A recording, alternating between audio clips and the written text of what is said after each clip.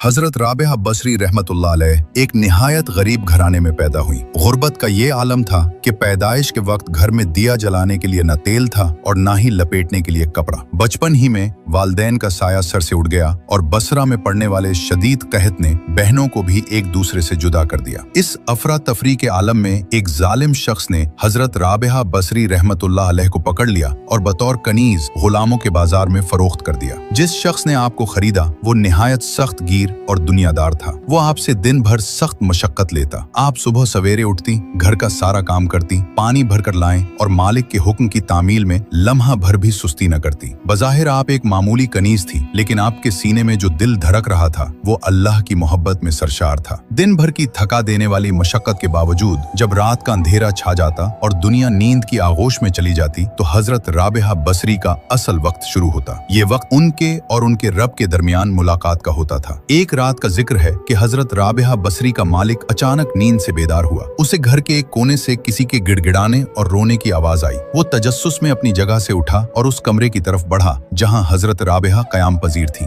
दरवाजे की दरार से उसने जो मंजर देखा उसने उसके वजूद को हिला कर रख दिया। उसने देखा कि हजरत राबिया सजदे में पड़ी हैं, आंखों से आंसुओं की झड़ी लगी है और वो अपने रब से मुनाजात कर रही हैं। इनके अल्फाज कुछ यूं थे, ऐ मेरे परवरदिगार, तू जानता है कि मेरे दिल की आरजू सिर्फ तेरी इताअत है और मेरी आंखों की ठंडक तेरी इबादत में है। अगर मामला मेरे इंचल में होता तो मैं एक लम्हा भी तेरी याद से गाफिल न होती और रात दिन तेरी ही इबादत करती, लेकिन तूने मुझे अपनी एक मखलूक का महकूम बना दिया है, इसलिए मैं तेरी बारगाह में देर से हाजिर होती हूँ। मालिक की अल्फाज सुन ही रहा था कि उसने एक अजीब करामत देखी। उसने देखा कि एक नूरानी कंदील बगैर किसी जंजीर या सहारे के हवा में मुअल्लक है और उसका नूर हजरत राबिया के सर पर साया फिगन है। इस नूर ने पूरे कमरे को रोशन कर रखा था, लेकिन ये रोशनी आम चरागों जैसी न थी। इसमें एक रूहानी सुकून और हैबत थी। ये मंजर देखकर मालिक पर कपकपी तारी हो गई। उसे एहसास हुआ कि ये कोई मामूली कनीज नहीं बल्कि अल्लाह की कोई बहुत बरगुजीदा बंदी है। वो डर गया कि अगर उसने अल्लाह की ऐसी वलिया से खिदमत लेना जारी रखा तो कहीं उस पर अल्लाह का अजाब न नाजिल हो जाए। वो सारी रात बेचैन रहा और सुबह का इंतजार करने लगा। जैसे ही सूरज तुलू हुआ उसने हजरत राबिया को बुलाया। इसका लहजा अब हाकिमाना नहीं बल्कि आजिज़ाना था। उसने कहा, ए राबिया, मैंने आज रात तेरा मकाम देख लिया है। मैं तुझे मजीद अपनी खिदमत में नहीं रख सकता। आज से तुम अल्लाह के लिए आजाद हो। अगर तुम चाहो तो यहीं मेरे पास रहो, मैं तुम्हारी खिदमत करूंगा और ये मेरे लिए सादत की बात होगी। और अगर तुम चाहो तो जहां मर्जी जा सकती हो। हजरत राबिया बसरी रहमतुल्लाह अलैह का ये वाकया हमें सबक देता है कि जब इंसान का ताल्लुक अल्लाह से मजबूत हो जाता है तो दुनिया की जंजीरें खुद ब खुद टूट जाती हैं और अल्लाह अपने बंदों की इज्जत और तौकीर का इंतजाम ऐसे तरीकों से करता है जो इंसानी अक्ल से मावरा होते।